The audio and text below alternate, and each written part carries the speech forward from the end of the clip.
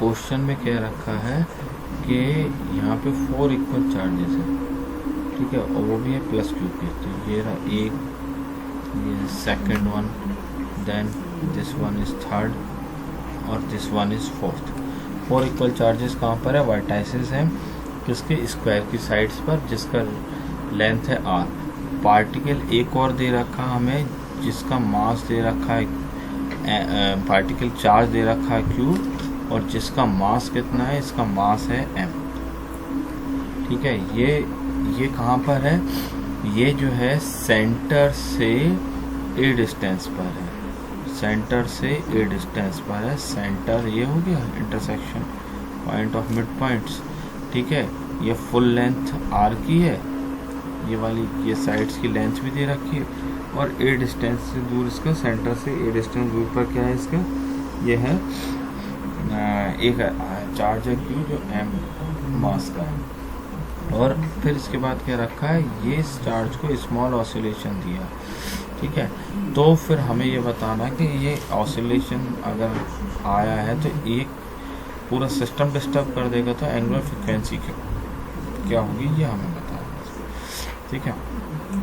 तो अब हम एक बात ये समझें, इसमें सबसे पहले इस सिस्टम पे हमें दिख रहा है कि इसमें कूलम्ब्स लॉ लगेगा, तो लगाते हैं हम। इसमें एक काम ये कर रहे हैं कि कूलम्ब्स लॉ लगाने के लिए हम इसमें सबसे पहले इसमें कंसीडर करें कि वेक्टर्स क्या क्या होंगे, ठीक है। तो अब हम इसमें एक काम कर रहे हैं कि इसके वेक्टर्स कंसीडर करते हैं, ठीक। तो मैंने इसको मान लिया कि ये मान लो this one, this vector is e1 और this is e2।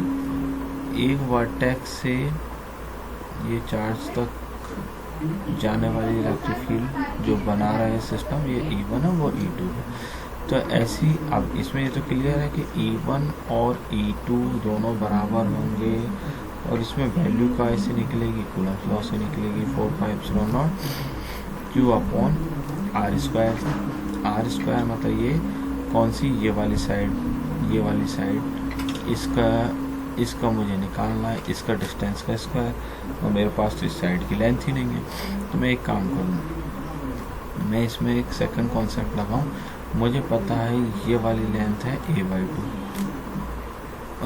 a/2, sorry, it is not a/2 but it is a, ठीक है। सो जो ये जो लेंथ है सेंटर से, वो क्या है? ये a डिस्टेंस है, ठीक है। अच्छा, फुल लेंथ r थी, तो ये वाली लेंथ हो गई r/2, ये भी बात क्लियर है। तो ये हाफ लेंथ, ये वाली भी r/2, ये बात क्लियर।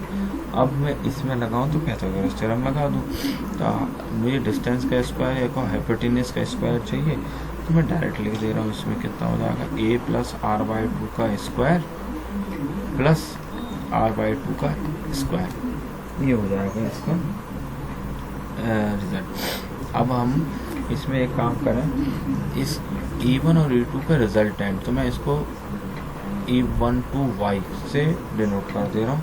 ये किसके बराबर होगा? तो एक बात ये अपन करें, अगर ये हम इसमें कुछ एंगल्स मान लेते हैं, तो let this angle is theta. ये थीटा है तो ये वाला भी थीटा होगा। अगर ये थीटा है तो फिर e1 के साथ वाली लाइन ये कहलाएगी e1 cos थीटा।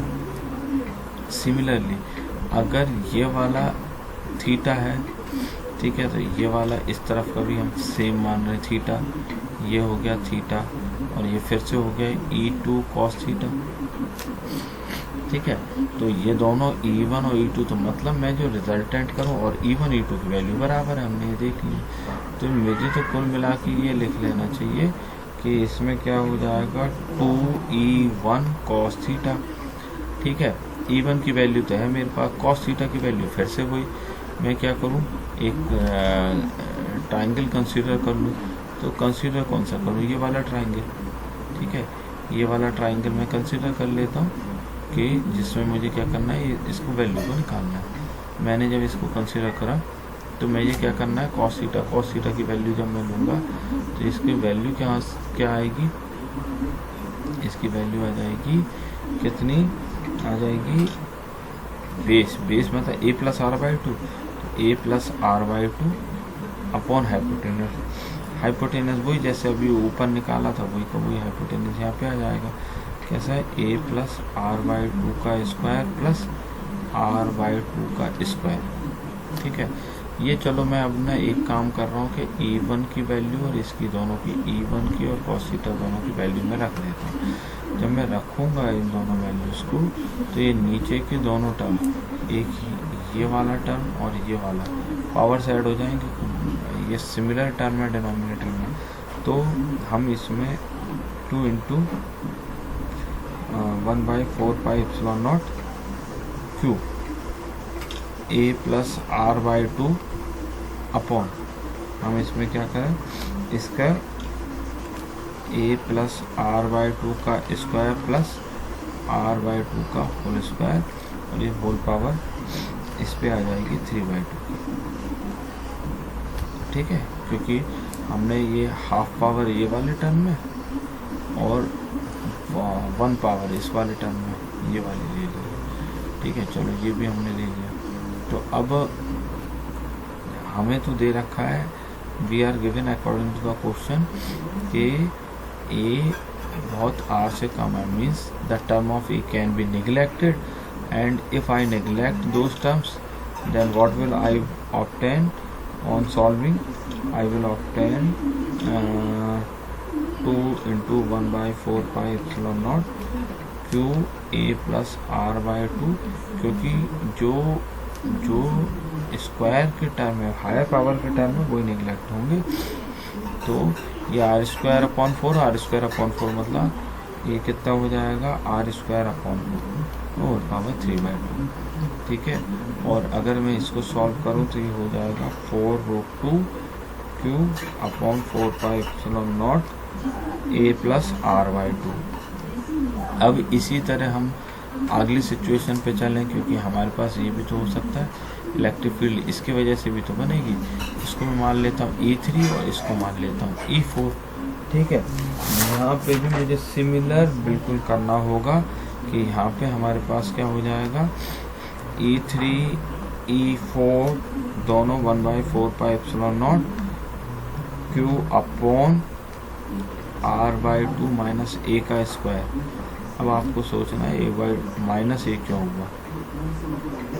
ठीक है, चलो मैं ही समझा। ये देखिए, ये वाला है, ये है ए डिस्टेंस और ये हाफ डिस्टेंस है आर बाई टू का, तो फिर ये इतना डिस्टेंस कितना बना, ये minus R by two minus A. ठीक है, तो इसी वजह से हमने क्या कर दिया, ये कंसीडर कर लिया। अब चलो ये भी हमने कंसीडर करा। अब हम एक काम करें कि हम इसकी रिजल्टेंट वैल्यू निकाल लें। तो रिजल्टेंट वैल्यू निकालें तो उसी प्रोसेस से E3 इक्वल टू E3 4। ठीक है, इसको भी हमने थोड़ा सा मॉडिफाई करके लिखें, E3 4y कर देते हैं। ठीक है, सेम डिस्टेंस मान लेते हैं, तो E3 4y is equal to ये कितना हो जाएगा 2E3 cos थीटा। वही थीटा हमारा वही वाला है, ये रहा थीटा। तो ऊपर वाले के तरफ को बेस अपन हाइपोटेनस करेंगे, ये रहा बेस, ये रहा हाइपोटेनस। बेस अपन हाइपोटेनस करेंगे, हाइपोटेनस में पाइथागोरस लगा देंगे। सेम टू सेम वही स्टेप करी जाएगी और ये आ जाएगा 4πε0 आर स्क्वायर क्यू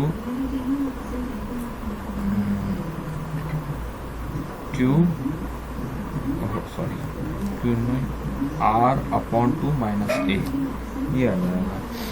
अब नेट रिजल्टेंट हमें निकालना है, तो नेट रिजल्टेंट क्या हो जाएगा, इसकी वजह से नेट रिजल्टेंट हो जाएगा E is equal to E12y plus E34y। जब हम इसमें वैल्यू रख देंगे तो हमारे पास कट पिट के बचेगा -2। ठीक है, √2 क्यू अपॉन πε0 आर क्यूब। ठीक है, मगर हमें ये तो इलेक्ट्रिक फील्ड निकाल के रख ली हमने, हमें तो इसमें फ्रिक्वेंसी निकालनी थी। तो अब एक काम ये करूँ मैं, मुझे ये पता है एफ इक्वल टू होता है क्यू ई, ठीक है। एफ का फार्मूला मास इंटू एक्सेलरेशन भी होता है, क्यू ई की जगह तो वैल्यू रख ही दूंगा ये जो रिजल्टेंट आई है, ठीक है। मास इंटू एक्सेलरेशन, एक्सेलरेशन होता है ओमेगा स्क्वायर ए, ये S H M simple harmonic motion का फार्मूला है। और जब ये रख दिया जाएगा तो ओमेगा इज इक्वल टू हो जाएगा रूट के अंदर 2√2 Q square upon pi epsilon naught M R Q. ये हमारे पास रिजल्टेंट फार्मूला आ जाएगा, ये ठीक है। तो दिस इज द रिजल्ट।